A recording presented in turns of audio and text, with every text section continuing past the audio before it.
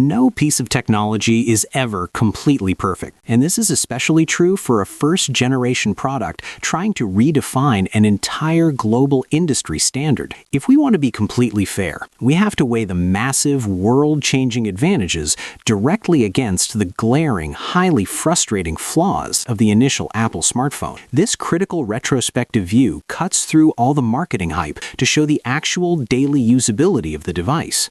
Let us start with the absolute game changers: the seamless desktop-class web browsing experience through Safari, the incredible iPod media integration, and the wildly intuitive multi-touch interface were completely groundbreaking. It literally made every other phone feel broken. But these massive leaps forward came with incredibly severe trade-offs. One of the most heavily criticized omissions was the total lack of basic copy and paste functionality. Imagine trying to draft an email and not being able to copy a phone number from a text message.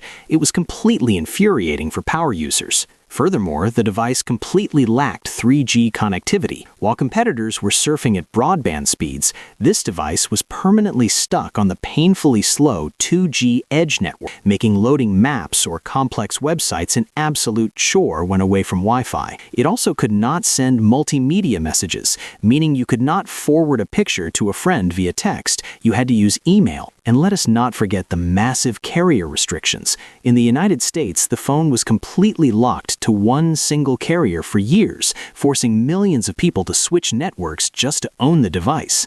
This led to a massive underground community on Reddit and XDA developers, completely dedicated to unlocking the baseband firmware so the phone could be used internationally. This breakdown clearly shows that while the hardware foundation was absolutely brilliant, the software was incredibly raw and unfinished at launch. It shows exactly how the manufacturer had to quickly adapt, heavily listen to user feedback, and rapidly deploy software updates to fix these glaring omissions in subsequent generations.